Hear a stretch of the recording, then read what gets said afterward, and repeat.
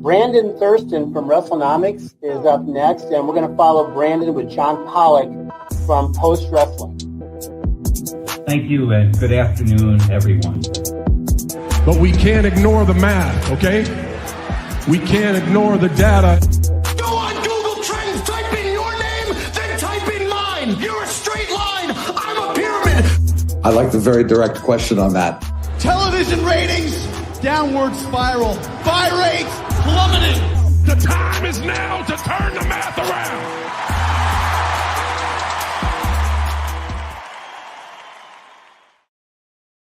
And here we go on another edition of Pollock and Thurston. I am John Pollock, joined as always by Brandon Thurston. Brandon, how are you doing? I'm good. I'm ready to celebrate a great, moment that is a teachable moment in transformation and contrition and submission. Well, that's very kind of you. Has anyone been yelling at you in the front row to apologize for any of your actions this week, for any of your words?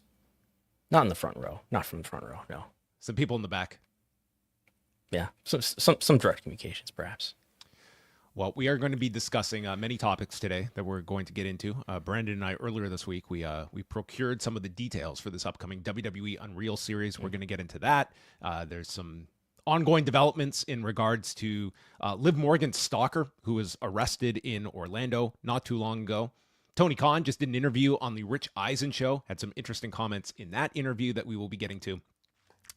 But as the graphics suggest, everyone is here to talk about everyone's favorite Phil Brooks. He went on a trip over the past week. It was a heavily scrutinized one and promoted as such on WWE's own programming. That here is a hypocrite, as John Cena called him. Okay, that was the storyline going into this. So don't get on me, folks. This was the storyline going into it. Okay, let the story play out, and that is what took us to Riyadh over the past week, and then a maybe semi-surprising event that went down at the kickoff event on Friday. And Brandon, why don't we roll that footage of CM Punk interacting with the WWE Universe? This guy wants me to apologize for a mean tweet I wrote 6 years ago. Hey, listen. Legitimately had nothing to do with Saudi Arabia. I woke up and I was crabby and I wrote a mean tweet to The Miz. And I apologized to The Miz. And sir, what's your name? Mohammed? Here, watch out. I'm going to step right here.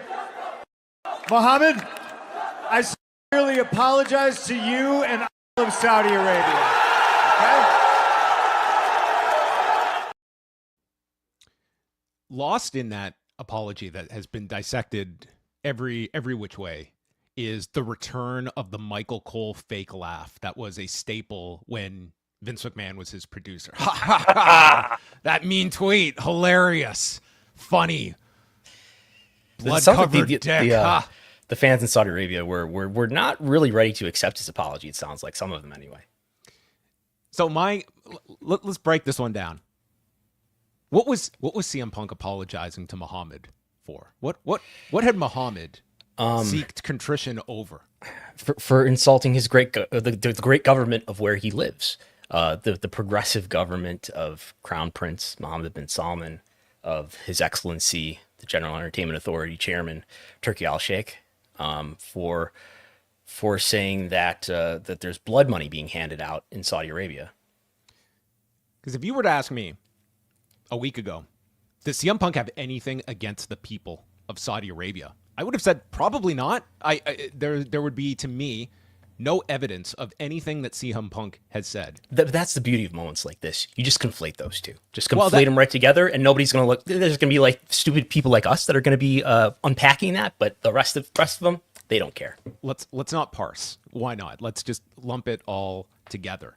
It was interesting because Paul Levesque then did not get on the stage after and also apologized to Saudi Arabia for stoking any tensions from 2018 over a ongoing proxy war at the time by doing an angle involving Saudi Arabia and Iran, which WWE, they've also grown from, right? They've evolved from 2018, and they've shown that they've evolved. And they cherish these opportunities that they have before them now. Mm-hmm. So that was Punk's apology. And then, so a lot has been made of this. Now, the same fan ended up in the front row at Night of Champions, and Punk was showing with the fan the next night after Night of Champions. It was also brought to people's attention, and this is something that, to me, like, this was the first time I had seen this, was a 2019 clip that precedes the 2020 tweet that everyone had focused upon.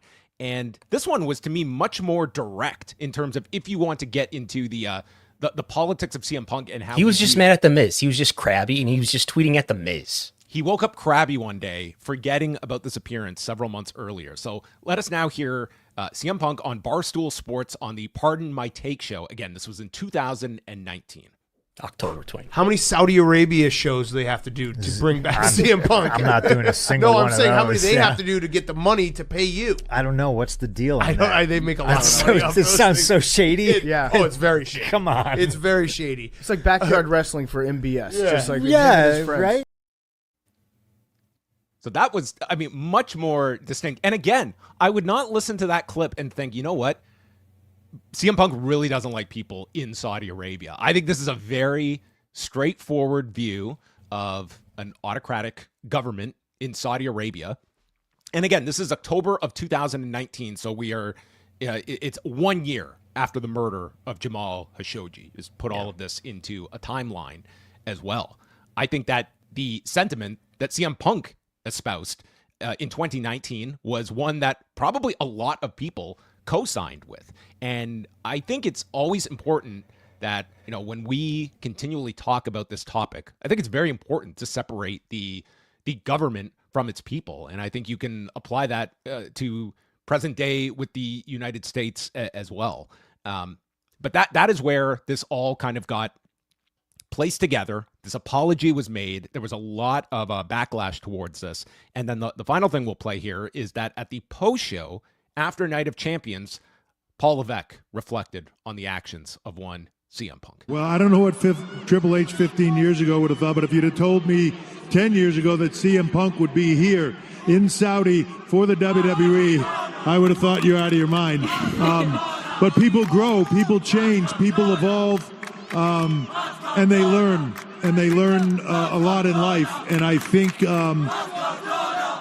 not only was I privileged to watch them this week as they prepared for this fight, I was privileged to watch two men grow as people, especially CM Punk. I was privileged to watch him grow as a human being, to step out here and apologize to the people of Saudi, to just cherish where he is at in life and his career and the things he gets to do and the opportunities that he has. And I was incredibly proud of him. Yes, this brings to mind, I think, a very memorable scene from a very famous film starring Sylvester Stallone. If I can change, you can change, everybody can change. And that ended the Cold War as well in Rocky IV. Pretty much. Yes. So there we have everything kind of encapsulated here of what went down. And with CM Punk, this kind of dominated the discussion going in and coming out of Saudi Arabia.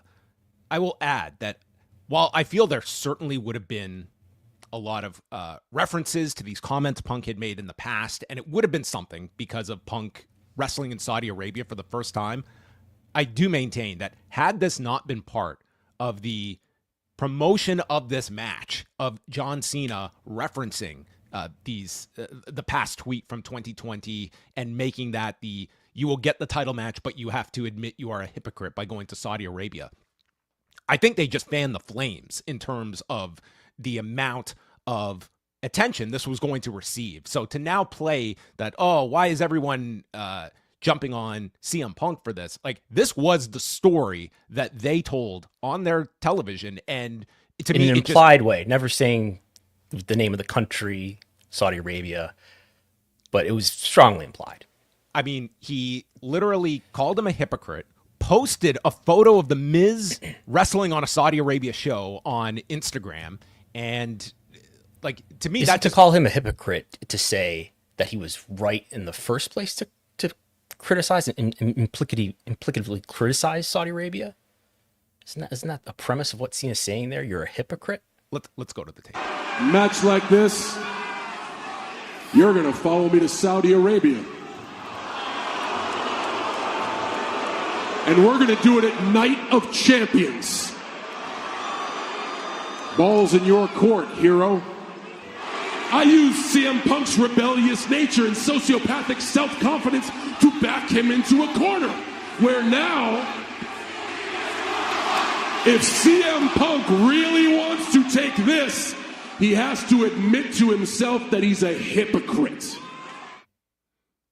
that was the lead up to Night of Champions from 2 promos involving John Cena. So, I mean, they, at the very least, you can say they danced around this topic. But to me, it opened the floodgates to make this such a prominent part of the story. Now, if you had eliminated that angle of things with the on-screen, do you feel that this would have been the similar level of attention and backlash that CM Punk has received over this last couple of weeks?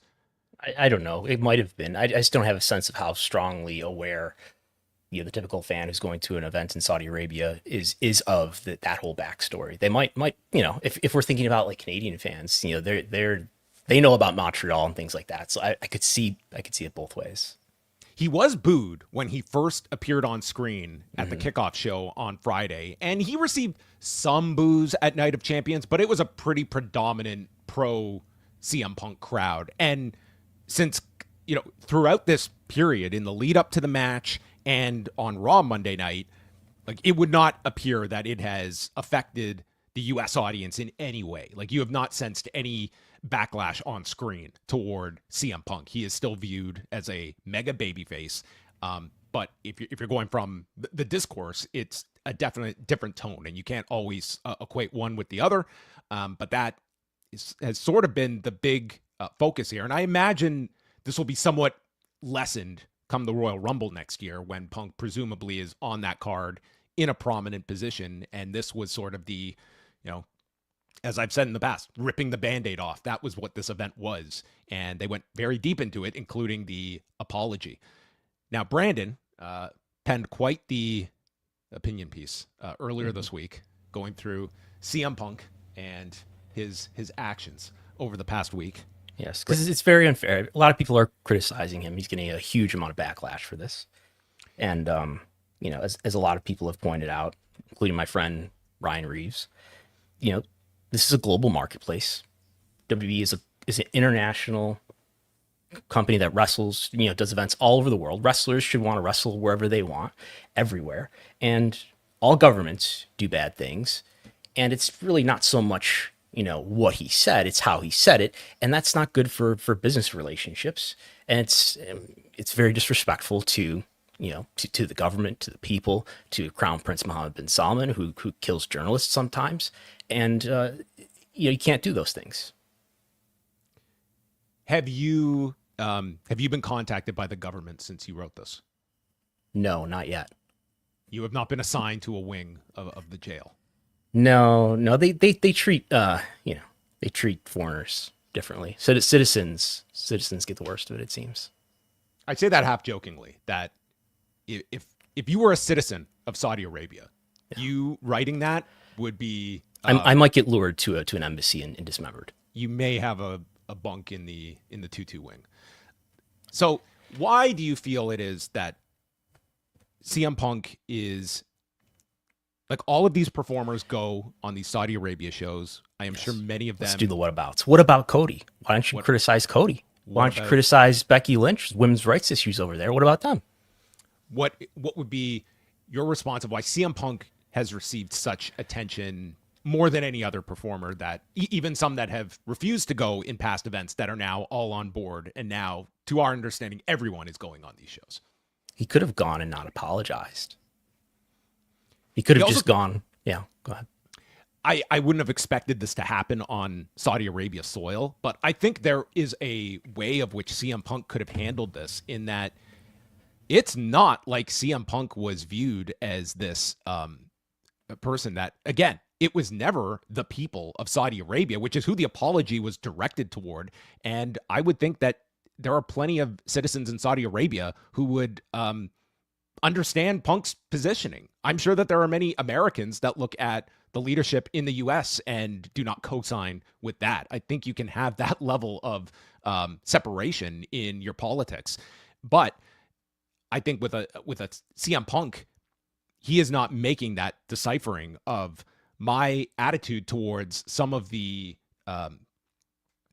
actions of this government. I do not agree with. I don't agree when there are issues of injustice in the U.S. that I've been very prominent about. And how has Saudi Arabia, what has advanced that would change Punk's viewpoint from 2019 to 2025? That would be my question. What has shown you that it's different from 2019 than it is now? Difference is that he works for WWE now.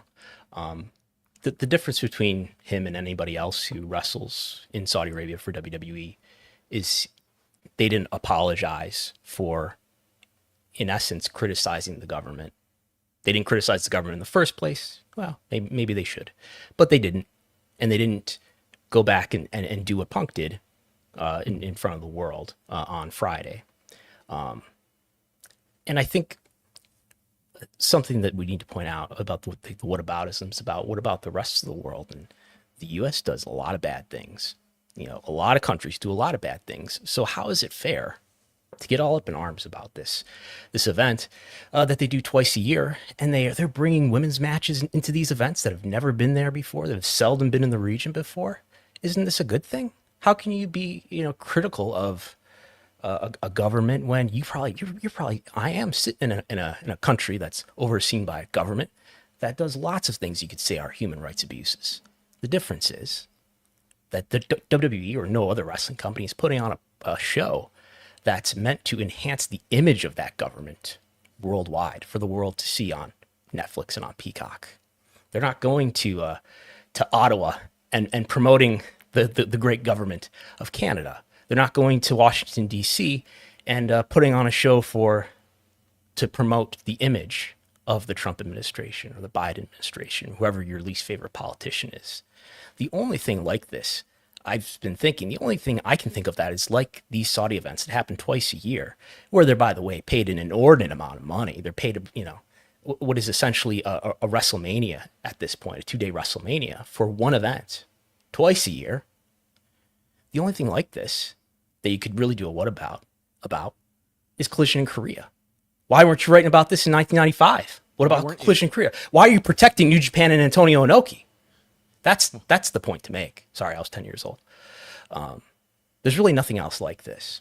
And if WWE put on, went and did a WrestleMania at the presidential inauguration, that would be the analogy. That's not happening though. And when we heard there was the talks of if Donald Trump was even going to show up at WrestleMania, I think you absolutely would have seen a lot of criticism. And that's not a case of the WWE is being paid something to put Trump in a positive light and identify on screen. It would be a president attending an event. I think that would have gotten tons of scrutiny. And my closest comparison would be to some of the UFC shows where they have absolutely placed the Donald Trump and his administration, and they get tons of blowback for that. And just to insert, we did talk a few weeks ago about the appearance that Cody Rhodes, Tiffany Stratton, and the Street Profits made at Fort Bragg, that in an event that turned out to be a Trump rally in essence. Yes. Those I give people the benefit of the doubt that they ask these what about questions in good faith, but I think a lot of the times when you are faced with these geopolitical dilemmas and you're resorting to, you use an iPhone, I think you're kind of bankrupt in an argument is when you're getting to that level of comparison points. And again, just basic questions, why are these shows happening? Is it to bring the WWE to these fans? If that is your argument of why these shows should be happening, then ask yourselves why WWE was not doing these shows prior. They did because there wasn't a $50 million site fee. They did one-off shows in 2014 and 2015, which we don't even know if the government had a hand in those shows. They may have, but they were not doing these level of shows on this regularity, and ask yourselves why they're not doing any shows in any other parts of the Middle East. Do those fans not deserve WWE shows? If they were not being paid by the government, I don't think you would have almost any scrutiny of these shows. You would get some, but it would be, when you watch that Greatest Royal Rumble show, that's probably a must-watch show for anyone that wants to dive into this topic and watch the presentation on that show, where literally they got the Davari brothers to represent Iran against Mansour representing Saudi Arabia in the midst of a proxy war that they're stoking real life tensions, and listen to the reaction of that crowd as they are playing off those nations. Yeah, it's the one show before Jamal Khashoggi is murdered, and they're quite heavy-handed, not only with that angle, but with they play a video, basically promoting Mohammed bin Salman as a political leader, as the crown prince, and talking about what a great job he's doing, implementing all these progressive policies. Women can drive again. He's doing some really special things, and Vision 2030 is a great thing. So, like, again, I don't begrudge performers that go and do these shows. I understand that they are in a position where you do have to understand that I have a job to perform, but I think that also does come with some of your fans that are going to have those questions. Like today, it was announced that CBS is going to end up paying Donald Trump this $16 million figure over this Kamala Harris edited interview. And you have this institution in 60 Minutes that this is such a stain on the legacy of that program and every news arm of CBS. Now, if you're somebody in that news ecosystem, are you to give up your career and your job because your parent company is really just bending the knee here? I don't have that expectation of people. But at the same time, there's going to be a lot of criticism of CBS for acquiescing to this ridiculous demand. And if you're a CM Punk, and Bill Owens resigned, who's the executive producer of 60 Minutes on CBS. Bill Owens is some people, stepping up. But like, I don't have that expectation that if you're a WWE performer that you have to quit the company to do this. And a Punk doing this show, it is to the benefit of your career that is winding down to make good with these big, these very important shows for the company. But at the same time, there is a price on the back end where your statements are not just erased from history. And you have a fan base that I think digs much more deeper into the CM Punk ethos than many other performers, that it does show you that a CM Punk is going to be so much more of a lightning rod for this than for, say, a Sami Zayn or anybody else on the roster. I hope we get to know the story, the backstory of what led to this apology, if anything, if this was not just a spontaneous apology on his part. Was he asked to do it privately? Clearly he was not asked to do it publicly. Did WWE ask him? Did the government nudge this along to help make this happen? Was this just something that they decided to do to try to mitigate the negative reaction he was going to receive from the crowd? I would like to know. If there's anybody in WWE, there's only a handful of people who should feel as secure as he does, right? And there's only a couple people who you could begin to argue are bigger stars than him in WWE. He's been a huge star for years. He made a lot of money, I'm sure, wrestling for AEW and before that, and doing whatever other projects he does. And now, there's nobody who has the financial and professional security much greater than he does, who could, push the boundaries if he wanted to. And he does seem to be a pretty principled person sometimes, with the exception of this. So I'm not saying what he should do, but he certainly opened himself up to legitimate criticism. And there's no incentive for him to address this now, but I would be curious if there does come a time that he would ever talk about this, and maybe like he has his genuine beliefs on this somehow being the right move to him to make that is not career oriented. I leave that to him. But while all people are kind of running cover for CM Punk is not the one that is pushing back on any of this or making any public statements. He's kind of in a position where he cannot. So I understand that. But I also, I don't get the idea of, well, just bury your head in the sand and just don't ask questions about this stuff, or don't talk about this stuff either, which is like another sentiment where if you want to be someone that, hey, you two guys, you just always just bring this stuff up and you inject all of these politics into, on this occasion, this was the WWE opening the door on this one. I think everything is completely fair game for whatever your reaction you want to be, pro-punk, anti-punk, somewhere in the middle. This was the story going into it, and it was the dominant story going in and coming out of this. And the idea that you just are going to wipe past this and ignore what the real politics of this whole series of events are. No, when you're taking $100 million a year from a government, it's not the people. They're not drawing $100 million a year in ticket sales, or from private media network. They're drawing $100 million a year in a guaranteed site fee from the government. When you're doing that, it doesn't take reporters or people in media to make this about politics. That's what it is. It's about people who make very important policies that govern people's lives, and you're in a very lucrative relationship with them. I think some of the reaction to the thing that I wrote was very positive, and I think some of that is from people who are primed to and already hate Punk because of any number of reasons, including the falling out in AEW. And like, I don't dislike CM Punk. I think he's one of the most interesting figures. I would say he's probably the most interesting figure in wrestling. I might argue that. I think this past week in our time is just the latest example of that, of like all these touchstones. Maybe him in pro Vince. wrestling. And I think this is not like, oh, he's a terrible person and a terrible person for this industry. I'm a CM Punk Hall of Fame voter. Are you? Yes. Yeah. Okay. And I don't think that's going to change because of this. But just, this is more, I think, a reflection of the way that the world is becoming, especially around Saudi Arabia, like Formula One. What about Formula One? That's a good what about. What about all the boxing events that take place in Riyadh at the behest of Turki Al-Sheikh? It's a broader cultural and political phenomenon around.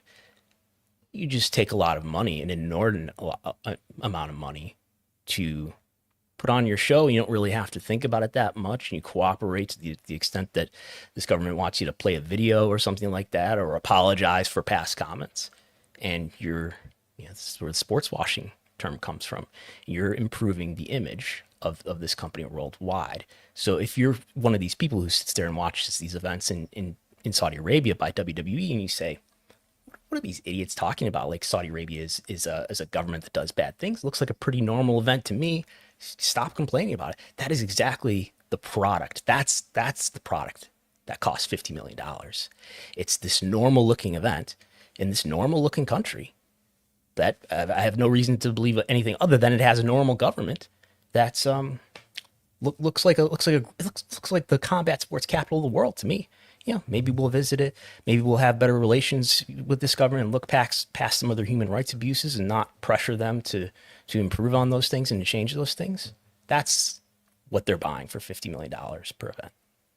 And I think it's exemplified at the highest end by Ari Emanuel. I don't think there's any better example of this, of one of the few people that was willing to put his money where his mouth was in 2018 and reject an investment from Saudi Arabia in light of the murder of Jamal Khashoggi, and then did an about face multiple years later. And all governments do bad things. That's exactly his argument. His rebuttal on Freakonomics was pretty much, I don't know why I decided to do that. It's just like he didn't have any cogent answer other than it's like the negative. I'll read you the quote that he said. I really don't even know what he's speaking about, why the company paid back $400 million.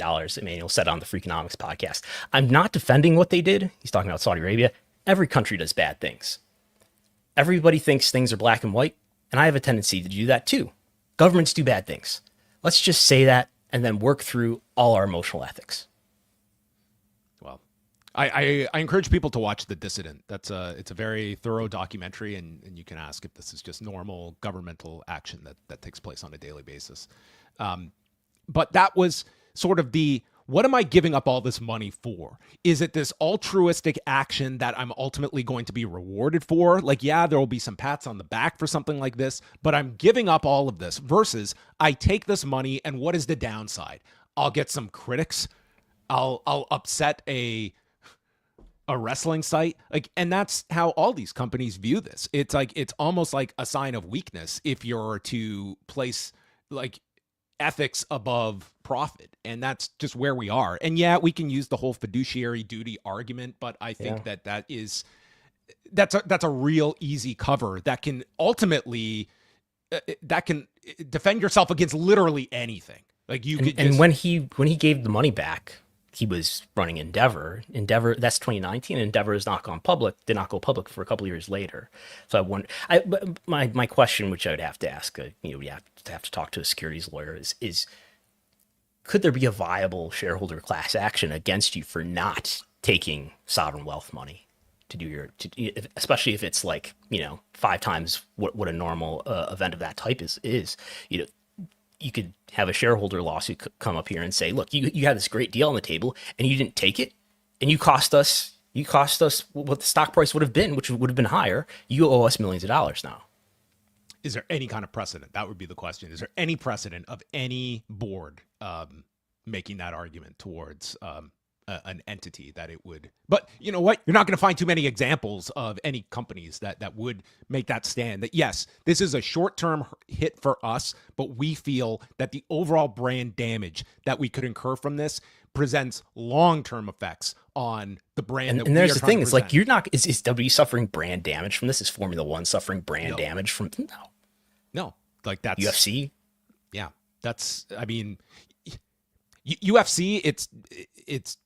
You can look at it many different ways. Like it has, I'm sure that there has been some of people, but the overall net, it's been a massive net positive for the UFC to go this direction.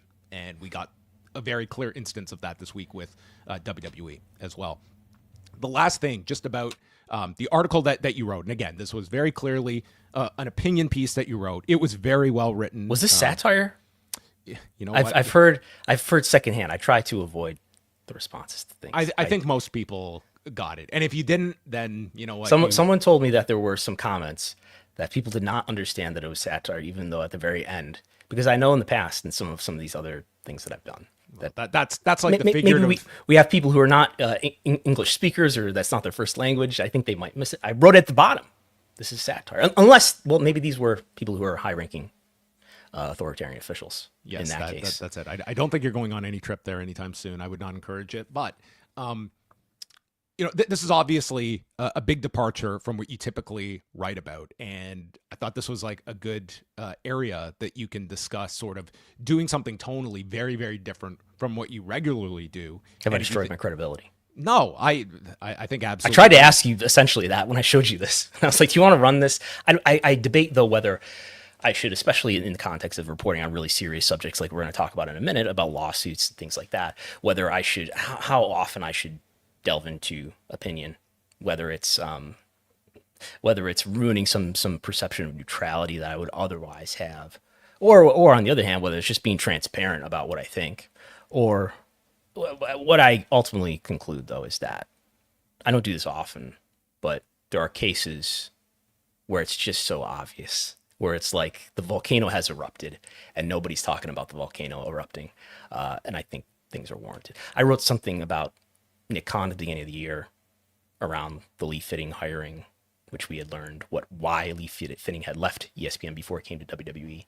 I wrote something about Tony Khan around that time too. But it's probably only going to be occasional.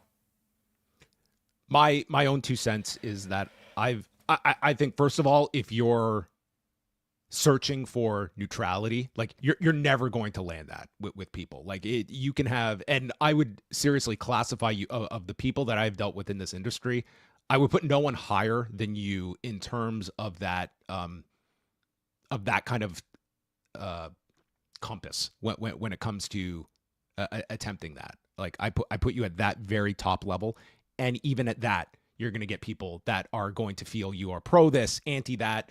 There's no escaping that. And I think to chase that is, what are you eliminating by playing into that? And it's important pieces like you wrote on Monday. I think people want your opinion because you are as qualified as anyone to write about it. You're a fantastic writer, especially when it comes to like that tone that I think just encompasses so many great points in it. And I don't think that divorces you from doing serious reporting as well. Like, this is it's a certain test of, the audience and understanding the work that you do. When they tune into this show, it would be very bland if you were to just come on here and just read your articles and not opine and share your own thoughts. Like, we're all going to have our thoughts on things. The key, being fair, should be the objective. It doesn't mean that opinions necessarily have to eliminate a fairness in delivering it. And you're labeling it as such. Like, this is opinion. And like, that would be one thing to absolutely make clear when you're putting a piece like that out. Yeah. It's the first letter. It's the first word in the headline. I think that's important. I think it's very easy to just write stuff and just put your words out there, as opposed to just letting people guess and figure out whether what you're talking about is actually original information that you are primarily reporting, or whether you're just theorizing and analyzing. I think there's often a disconnect between, well, is this person analyzing or are they reporting new information? You can go over to postwrestling.com and read Brandon's piece, and I'm sure it will circle back. I'd also encourage people to check out our interview with Kareem Zidane from a week ago going into this, which was before the apology, and kind of goes into a lot of these topics as well, and the what about arguments as well. But we have a bunch of other stuff to get to. We went lengthier on this than I thought we would. We're now going to shift gears to what I thought would be our focus on Monday, but then the Brandon piece just was the tidal wave, a tidal wave at Post Wrestling, I can confirm. And that was the WWE Unreal details that Brandon and I were able to gain knowledge of through a source close to the production. And we have now the descriptions of the 5 episodes, which will drop on July 29th. And quickly going through just some of the keynotes, the first episode will focus on the Raw premiere on Netflix from the Intuit Dome back in January, featuring the CM Punk Seth Rollins match and spotlights on Punk, Rhodes, and Rhea Ripley. The second episode on the Men's Royal Rumble match, the program between Cody Rhodes and Kevin Owens, which included their ladder match at the Rumble, and Jey Uso winning that month's Rumble. The third focuses on the female talent. This is with Chelsea Green winning the women's U.S. title, Charlotte Flair coming back from injury, the women's Royal Rumble and Elimination Chamber matches from February and March, and a piece dedicated to Bianca Belair. The fourth one is probably going to be the most interesting in terms of how they handle the John Cena heel turn and how they went to great lengths to keep it a secret, the execution of the turn at Elimination Chamber in Toronto, and appearances by Nick Khan, Dwayne Johnson, obviously, and Brian Gewirtz as well. So that'll be a real interesting handling, Brandon, because I think that's probably, if people are looking at these 5 episodes, the one that is going to draw the most attention. And we do have in here that people representing Dwayne Johnson, if not himself, are sending notes to the production team about how he is going to be edited or presented in these episodes. And the 5th focuses on WrestleMania 41 and, the top matches, including Cena and Cody Rhodes, and sort of just also emphasizing like the ongoing nature of WWE, where there's like Paul Levesque has used this analogy many times in the past about, WrestleMania ends and then I'm handed a stack of papers for Raw the next night. Well, it sounds like you're literally going to see that on this episode. Again, Brandon and I have not seen these episodes, so we're not, being vague here. These are the details we were provided. And it sounds like Paul Levesque is going to be sort of your narrative guide throughout these 5 episodes as well. But which is what you would think from the trailer, I would say. Yeah, I mean, it certainly does feel like a Paul Levesque-led vehicle. But I think just thinking about these details, I think it's going to be most interesting how Dwayne Johnson comes across, especially in those last 2 episodes. It doesn't sound like his absence from WrestleMania is going to be addressed. And Johnson had mentioned on the Pat McAfee show that after Elimination Chamber, he was going to just, fade into the background and not be part of the Mania buildup. Yeah. it sounds like, ideas that he may have presented originally did not come to fruition, and coincidentally or not, he was not a part of WrestleMania.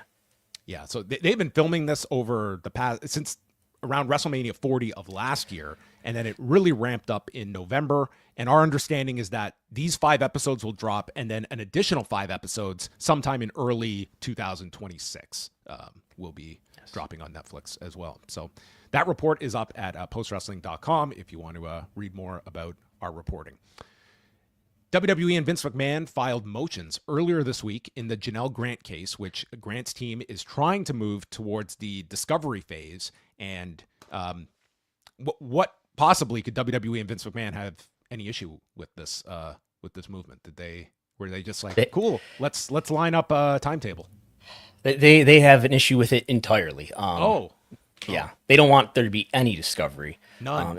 And as we talked, so this was expected. This is not a surprise filing. This was due on the day that it was filed, after Grant filed her filings that were due on the day that it was filed. So she was saying, this is what I request and why I request it.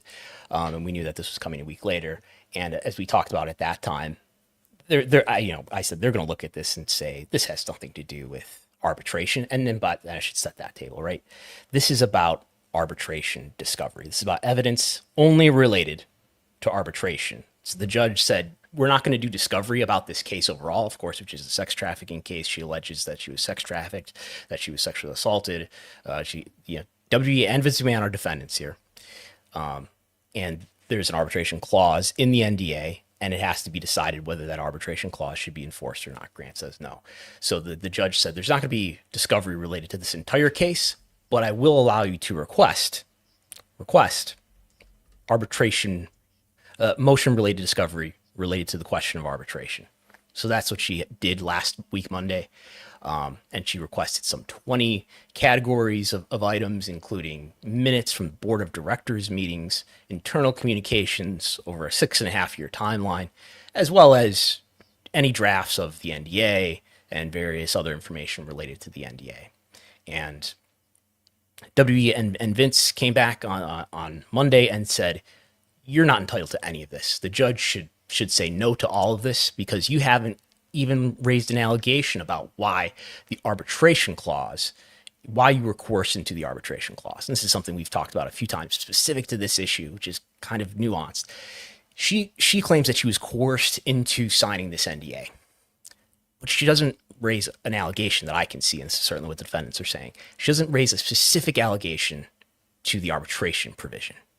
Mm-hmm. And according to Renner Center v. Jackson, always remember Renner Center v. Jackson, Antonin Scalia, you have to make an arbitration clause unenforceable. It's not enough that I coerce you into the contract.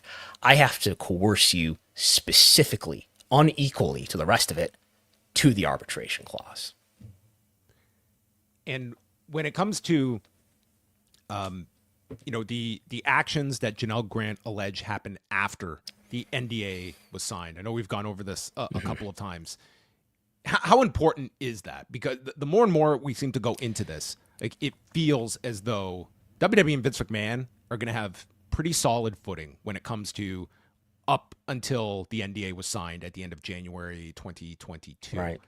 She hasn't raised any of that yet. I mean, the defendants have anticipated that potential argument, and they have anticipated the law that is potentially related to that, the FAA, the Ending Forced Arbitration Act. But Grant herself has not raised that. She did not raise it in her discovery requests. I don't know if it makes sense to or not. So Grant still has to respond to the motions to compel arbitration themselves. She's not done that yet. That deadline, as of now, is not even established. That deadline was going to be July 11th, but the judge came out the next day on Tuesday, yesterday, and said that we're postponing that, which made sense because I was thinking about writing this article up. Like she's gonna have to make a decision. The judge is gonna have to make a decision on this very quickly because there's gonna be very little time left for Grant to file an opposition to the motion to compel arbitration. Everybody following me here? So that's gonna be sometime in the future. So what I'm saying is maybe at that point she will make an argument about why the FAA is important to her argument. Maybe she's going to raise why the allegations that she alleges took place after the signing of the NDA are important to why arbitration should not be enforced. But when is that going to happen? maybe late July, maybe well after that. And so Grant now has until what is it, July 11th, or has that date been pushed back? No, so that has been postponed. We have no due dates that are established at this point, I think. What we're waiting for now is the judge is going to make a decision on this discovery issue. The judge is going to say either there's no discovery allowed whatsoever, or some of it's allowed, or all of it's allowed. And then we'll get, I assume, we'll get an opposition to the motions to compel by Grant, which take that discovery into account if there is any. How much of the Sean Combs case have you been following today since the verdict has come down? Sean Combs, he has not been found guilty regarding sex trafficking, but he was found guilty of 2 lesser charges. But if you've been following this case, which has been going on for 8 weeks in New York, there are a lot of similarities, both with like the two plaintiffs that. And this is a criminal case. This is a criminal case. This is not civil. They have relied heavily on like text messages and trying to prove that the 2 women were willing to participate in these freak-offs, and their argument was that, they were being forced to, that this was, they were in fear of the retaliation if they did not participate in any of this. But it's hard to read this case and not just draw some comparison points to what's being alleged in the Vince McMahon WWE case. Yeah. I mean, obviously I haven't followed this as closely as Vince's situation, but to the extent that I've read about this case, it seems like there are much more detailed allegations here than there would be against Vince, which is not to diminish Grant's allegations, to not to say that something horrendous did not happen to her, but in terms of evidence, or in terms of a lot of allegations. So what we have, if you don't know, is Sean Combs organizing, I don't know how many of these so-called freak-offs, where he would bring male prostitutes in, and his girlfriend at the time, and then they would all have sex and all of this. It's hard to see how this would it's hard to see how Vince's case would not be less strong than this case, in which this case they're getting some convictions on lesser charges on transportation of. Combs has been acquitted of sex trafficking and racketeering, but convicted of transportation to engage in prostitution. Yeah. So he's been convicted of transporting male prostitutes, I guess, but not of sex trafficking. And, I think people want to look at who the president is and his relationship with Vince and say, this is clearly the Trump and his friend Vince getting these charges out of the way. But that's a theory. I don't see evidence to support that, as much as maybe they didn't feel confident in prosecuting a case. Then again, we do know that a grand jury was convened. Grand juries usually indict, but this one has not, at least not yet. Just to keep everybody up to date, Vince's side is that that the criminal investigation is all over with, all done. They've been saying that since January.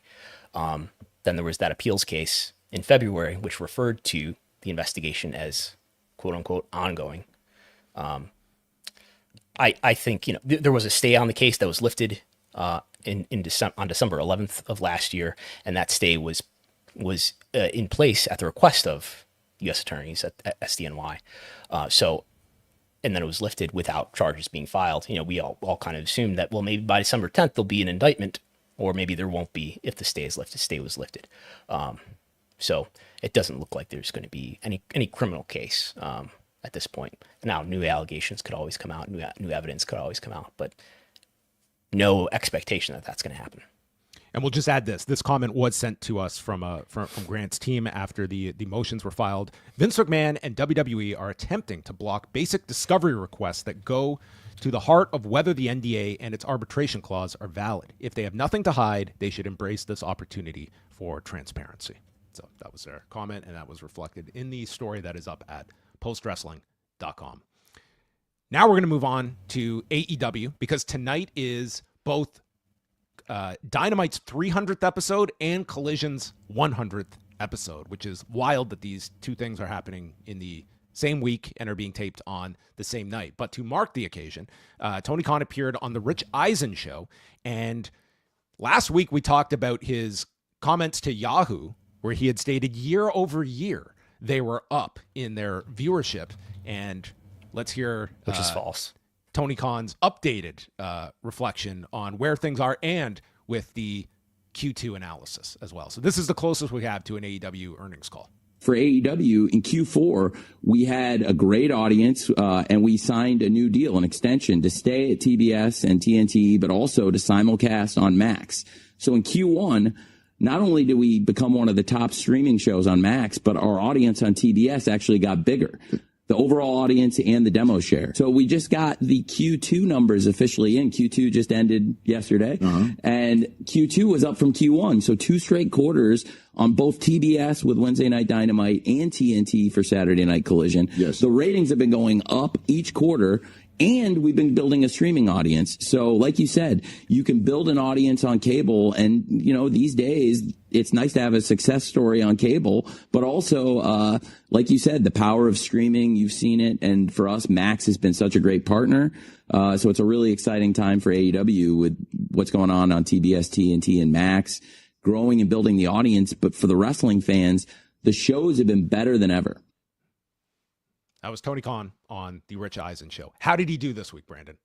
Much better. You could say that this is spin still, but much better. So I've prepared math, as I warned you.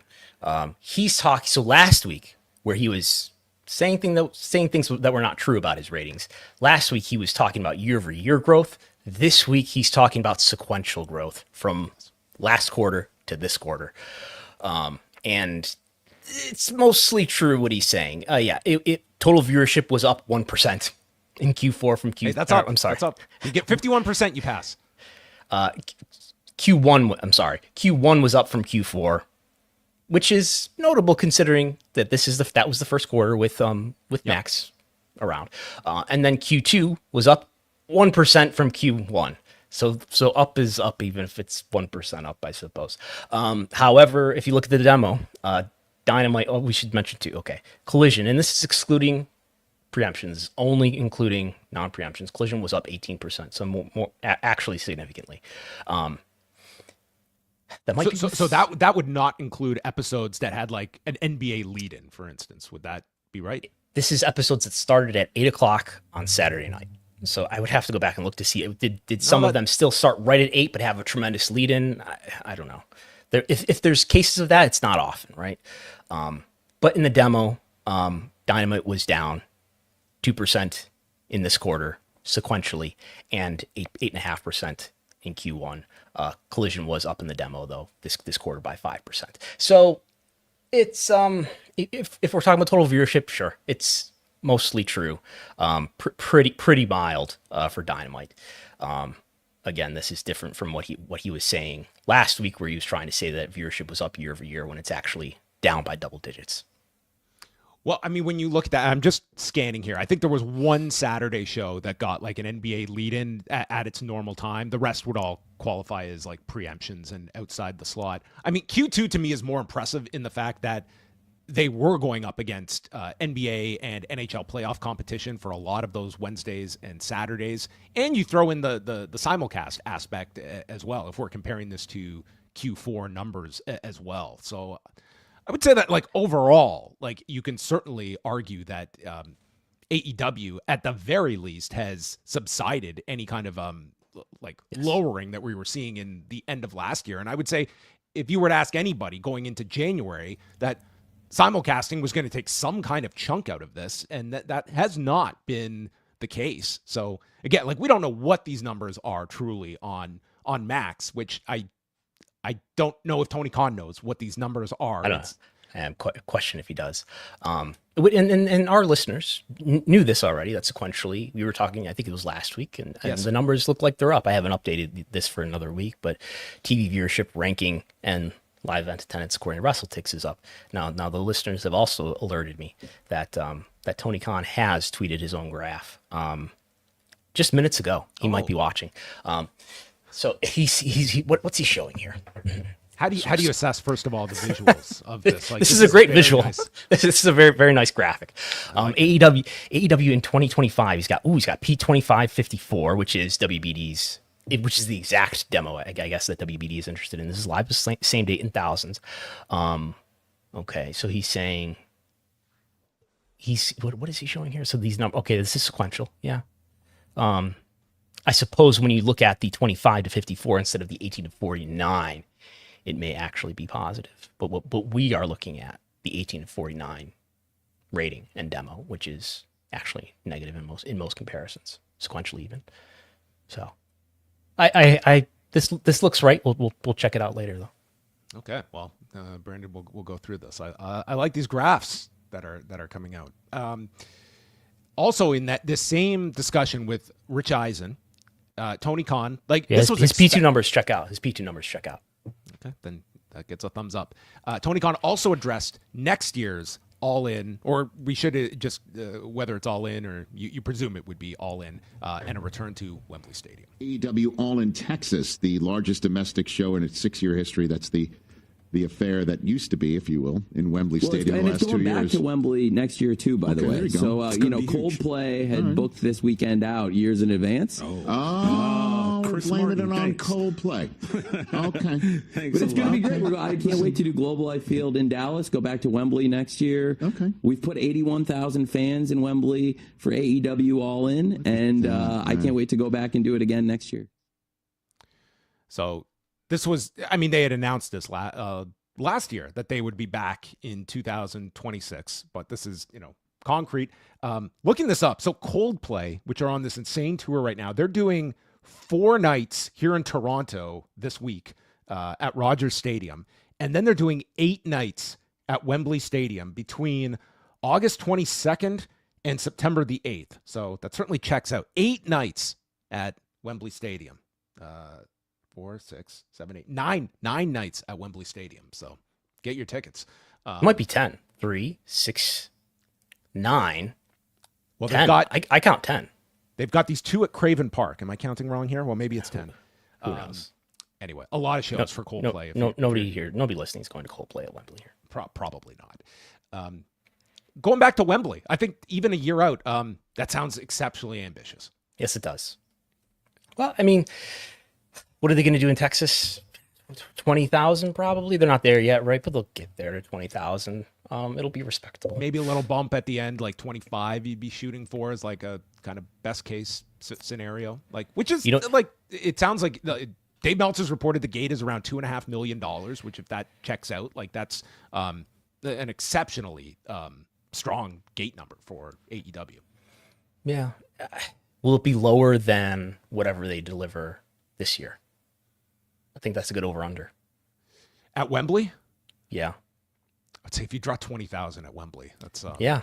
Can you see him drawing a lot more than 20,000 next year, though?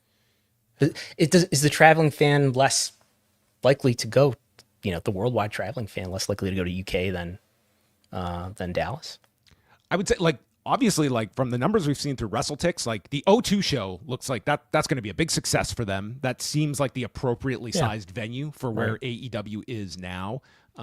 It's hard to say, if I think you really need to catch some gigantic wave of momentum for, just shooting for last year's numbers at Wembley to me sound pretty ambitious. If they were going to Wembley this summer, I just can't imagine that one being much higher than where the Texas show is now. It was probably a good idea this year to take the All In franchise to the US or just to another market, period.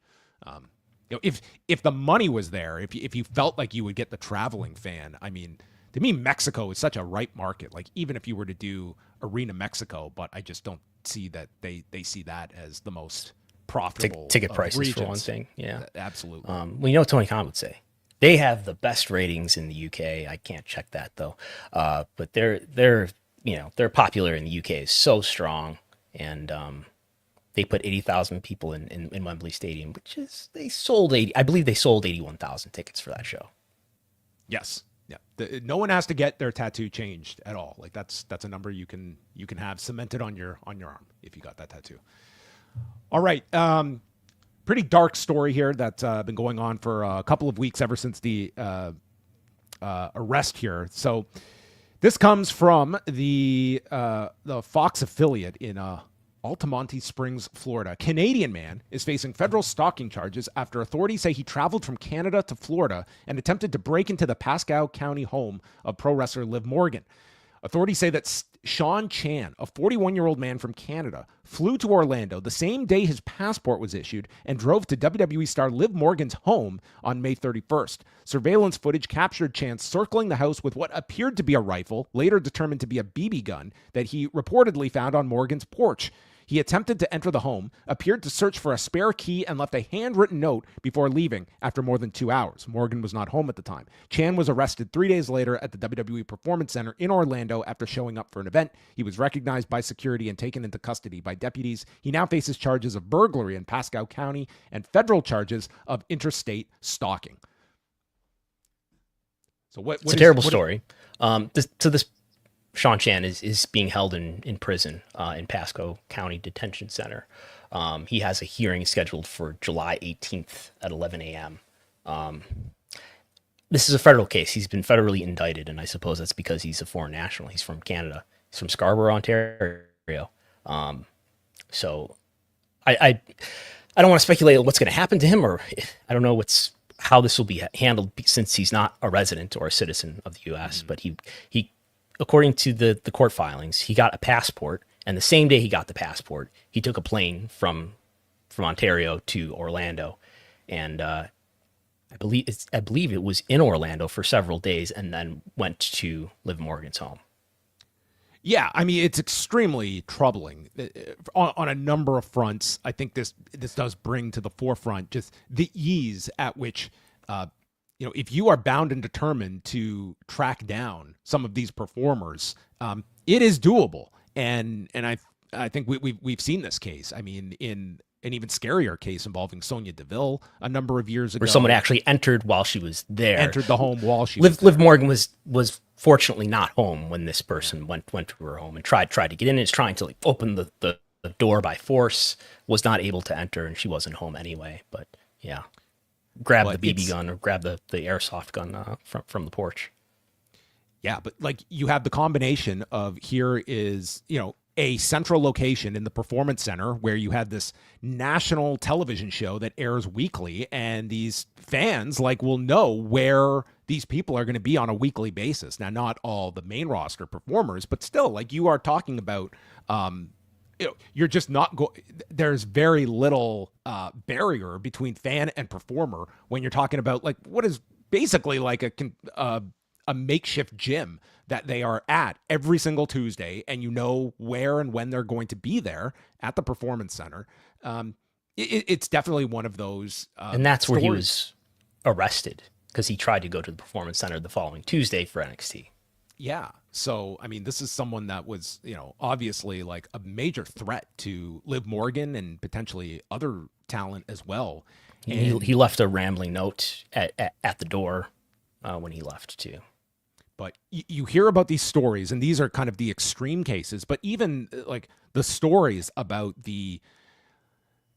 we kind of hear from, especially from female performers, the amount of vitriol they get online, and probably a lot of stuff that is just dismissed because it's online. But there's a thin line between the connection that people can have online to tweet at someone versus in real life, trying to track down these people. And it's definitely very, very concerning when you hear about these stories and people acting on some of these ideas and stuff, and being able to locate their home address. That's frightening stuff. Yeah. It's not the first time there's been stalkers in and around the Performance Center. There's a memorable case from several years ago, and those are the things that we do know about. Yeah. Some talent have mentioned stuff that has been mailed to their homes as well, tracking down their addresses and mailing them stuff, whether it's, just stuff to just sign stuff, but still it's you are, when someone is able to track down your home address, it's very threatening. And I think that just it kind of underlines it here in these extreme cases as well. All right, we're going to wrap up on just a couple of ratings notes. So last Thursday, Collision aired on Thursday night, and it generated 285,000 viewers and a .08 in the 18 to 49 demo. It was 8th for the night on cable in prime time. Dave Meltzer made note that This apparently aired live on the West Coast, but AEW was not aware it was airing on the West Coast until it did, and therefore there was no mention of this on Dynamite the night before. So I don't know if that fully checks out, because I was not aware of this until I heard that, but that would at least be an asterisk to this number on a Thursday night for AEW, which was well down, obviously, from their previous Saturday night audience. Yeah, it's a preemption airing, whatever. SmackDown on Friday, a tape-delayed show from Riyadh, 1,450,000 viewers and a .41 in the demo. So it was number one on television in the demo, and a really big number for men 18 to 49, which was their highest mark since April 25th, and this was going up against the NHL draft. Yes. Are you tuning in to see who the Sabres grabbed?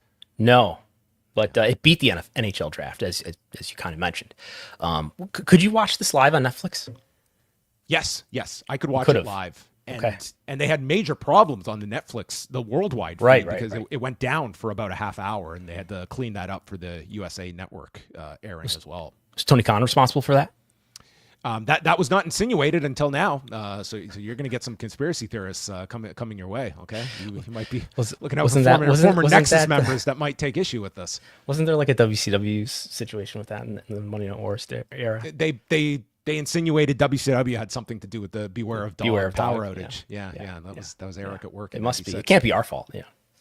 And then finally we have the Netflix numbers for Raw from June the 23rd. 2.6 million global views after 7 days. It ranked fourth in the U.S. I think it was third in Canada off the top of my head. 3 in the U.S., 4 globally.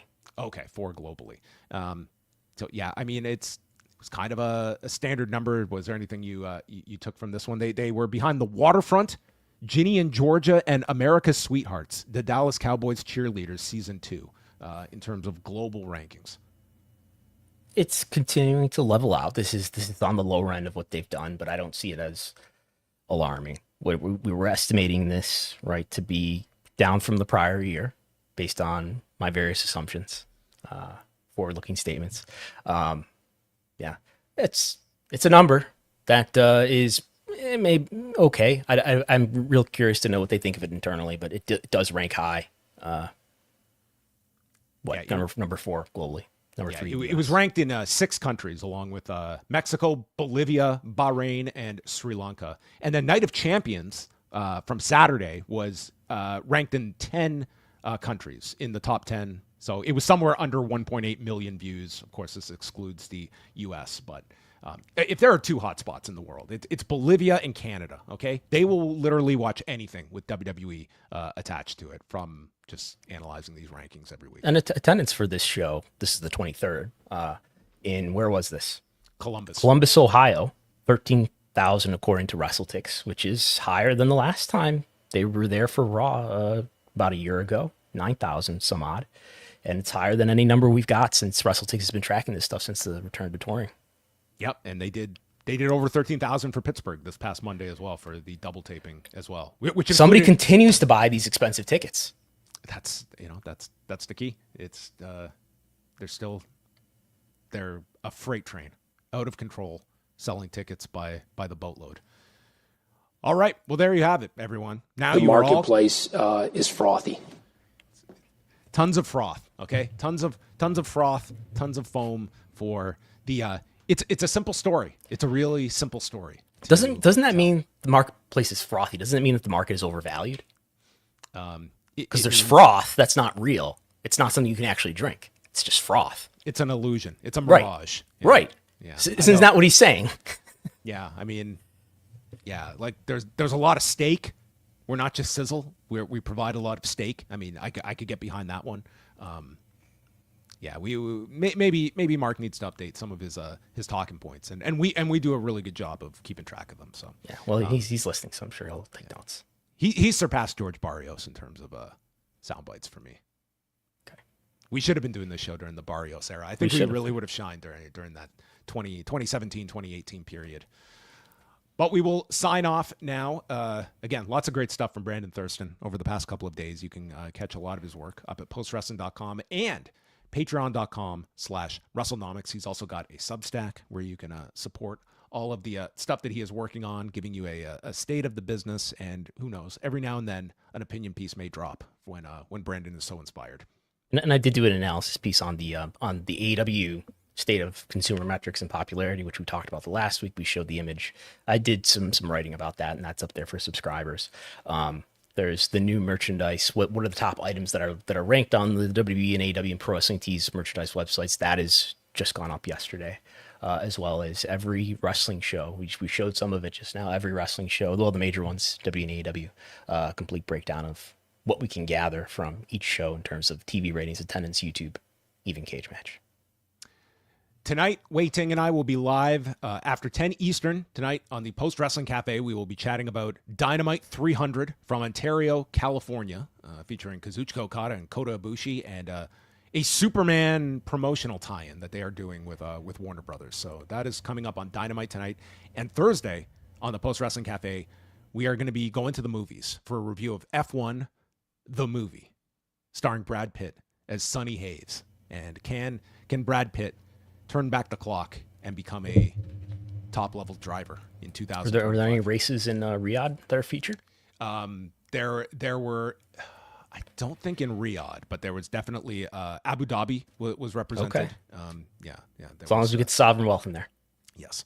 So that's coming up on Thursday. PostWrestlingCafe.com. And next week, we have a guest for next week's show. Trish from the Sarah and Trish Wrestling Podcast is going to be joining us here on Pollock and Thurston. So you can look forward to that next Wednesday, 1 p.m. Eastern Time. For Brandon Thurston, I am John Pollock. Feed us more.